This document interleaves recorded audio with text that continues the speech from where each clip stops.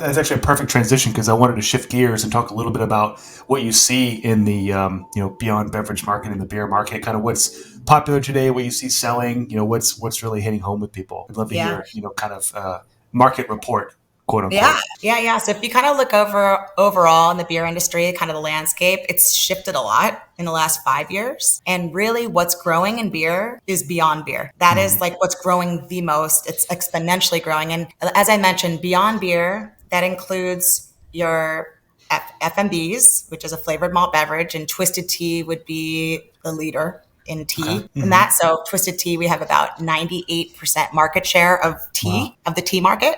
Yeah. So there's a lot of new hard teas coming out there, but twisted tea is, if you're going to carry a hard tea, it's twisted tea. That's what people are asking for. Right. Um, Also in Beyond Beer are your seltzers, and we have Truly. We have the number two seltzer, and it's huge. If you took Truly and Twisted Tea, and I kind of told you all the other brands we carry, it makes up about 80% of what we sell. Wow. Is Truly and Twisted Tea, and we have Yeah. Sam Adams, and we have Angry Orchard. We have some very large So brands. there's exploding. Yeah, and then the RTDs are included in that as well, and that's another area it's hugely growing. Up and coming. Yeah, if you look at beer specifically, what's growing in beer, non-alcs is actually growing. So it's a smaller base, but it's actually Hmm. an area that is growing right now, very Hmm. fast. I'd say it's the second or Hmm. third fastest growing category in beer Wow. right now. Hmm. Craft and then imports. Imports are definitely growing, and a lot of that's being driven by Modelo. And I'm sure your Really? son will agree with Hmm. that. And it's Yeah. not just, I'm in Southern California. It's not just Southern California. What do you think that is? It's interesting. It's younger drinkers, Hmm. and they're maybe looking for a little more flavor, but like just I don't understand. It's crazy, but Right. Modelo and just that's really what's driving the imports. And it's one of those things where if I'm walking in and I work for Boston Beer and I do national accounts and of course I'm going to make some recommendations on what products from us you should carry. Hmm. But if you're not carrying Modelo or a very strong import, if you're not carrying a light beer, that's something that you could be missing on opportunity because you'll Yeah. lose satisfaction. So those Right. are some of the things that it's very important to have like a balanced portfolio and a balanced lineup. Right. But yeah, it is crazy that really that Yeah. import will continue to grow. But it's Hmm. kind of like the trendy hipster kind of cool thing now, Hmm. Modelo. Interesting. Yeah. I mean, yeah, can't go wrong with that one. What about the seltzer? I know we talked about that a bit. It seemed like a year or two ago that was like off the charts, all the rage. That's like completely taking over. Is that cooled off a little bit, or still on track? Or I just don't hear Yeah. as much about that, the growth about those. Yeah, I mean, seltzer itself, hard seltzer, in general, is Hmm. a huge category. Hmm. And, and yes, I'd say 2 years ago, 3 years ago, I mean, it was exponentially Yeah. skyrocketing. So there's only so many years you can have of this Right. growth. Yeah. And so right now, what we're seeing is like a stabilization. So with any Mm. brand, when you launch a brand, you have success, it's going to kind of drive, up sales, and then it kind of stabilizes. So we're kind of Sure. at that stabilizing point right now. And as a company, we are the innovators in the seltzer category, and we really came out with more full flavored seltzers. When you look at the majority of what's selling within seltzer, it's your hint of flavor. Mm. So, and for us, we're putting a lot of focus now, a lot of our advertising, a lot of our innovation is going to be in that hint of flavor because that's really where 90% of the seltzer drinkers are. When And you so say if you hint can of flavor, that's like a lower flavor profile, or describe that a little bit for me, will you? Yeah. So for example, people that are familiar with Truly are white cans.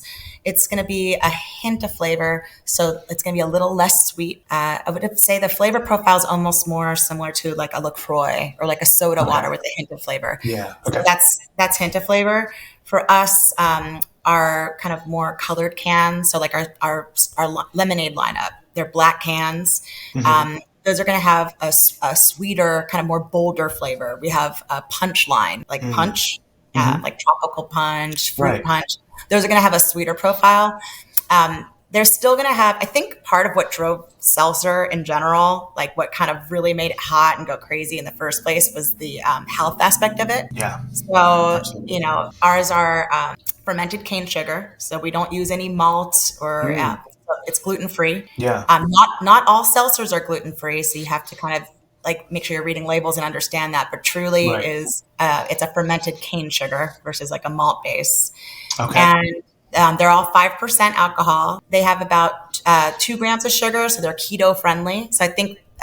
And they're 5% alcohol. So I think people, when this first came out and they didn't really understand and know what it was, none of us knew. I thought it was Yeah. like April Fools when we found out we're launching Truly, a hard soda water. I thought it was a Right. joke.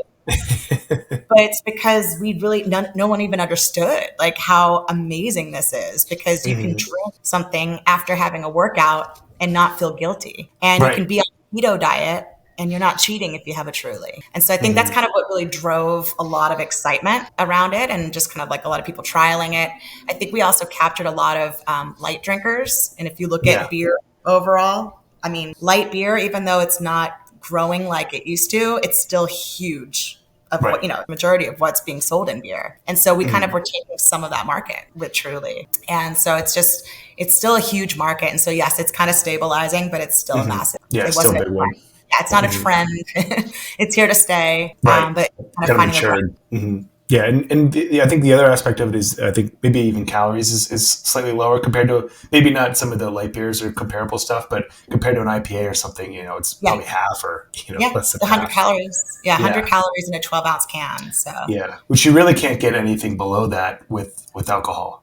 For yeah. that serving of alcohol, the calories are all just from the alcohol, so you can't really get below that Yeah, without exactly. sacrificing it. Mhm. Yeah, exactly. You want to make sure if you want it to taste good. So. Right. Yeah. Yeah. You're kind of committed to that. Very And cool.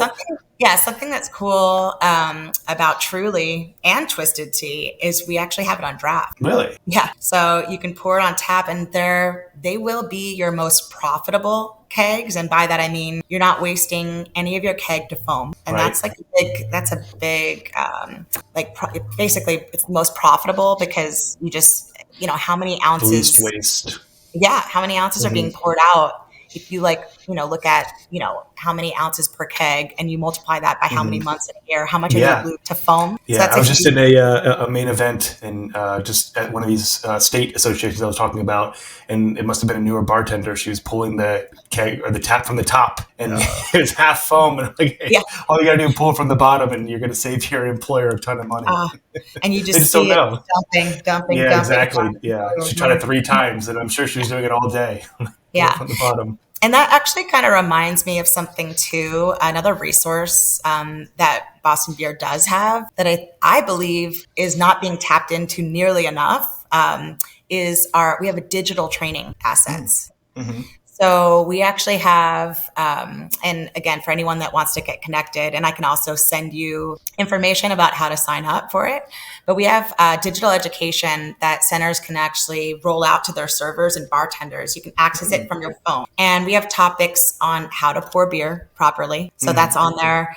We have basically talking about beer and food, talking about the differences between ales versus lagers, the brewing process, even just describing our beers and tasting notes of any of the Boston beer products that any of the centers are carrying.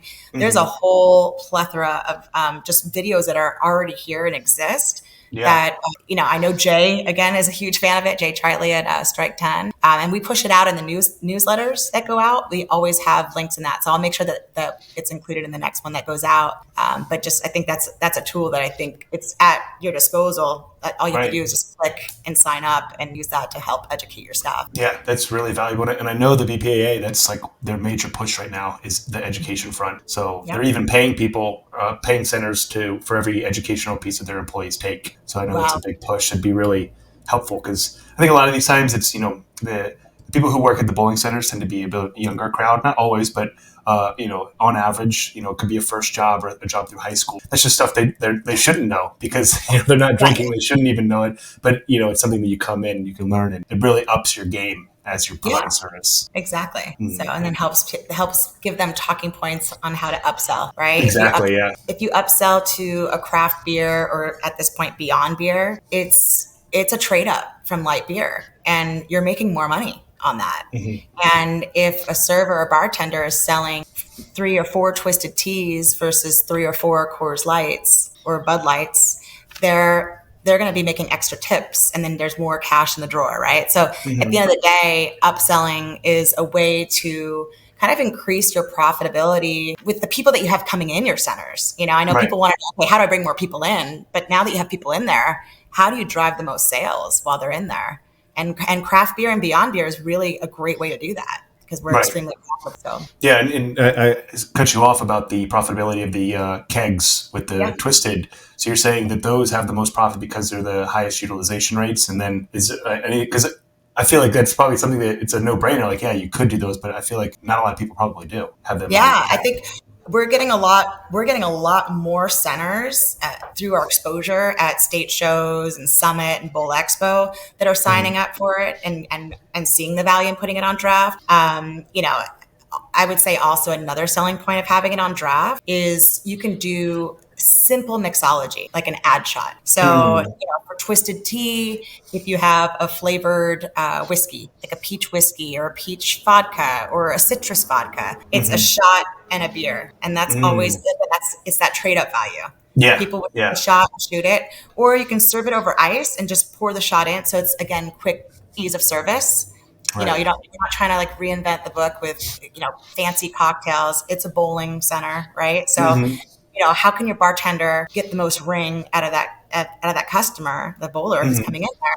How can they get them, to spend that extra, $2, $3? It's an ad, Right, it could be an ad shot with the tea. And right. truly, so we actually have books of mixology with some ideas. So if Mm. anyone wants access to that as well, we can provide links, and I'll make sure that Jay has that available as well on the Strike 10 You website. guys got a little bit of everything. Yeah, But yeah, that's a great point because it's almost like that. McDonald's, the whole famous thing of do you want to supersize that? It's like, hey, do you want to add a exactly. shot to this? And that's easy Exactly. yes no question that is gonna could 50% more of the sale price just from one little question. Exactly. Hey, did you like this video? Great. We make 10 of them a week. Subscribe to learn more and keep learning about what's working in the industry. Talk to you then.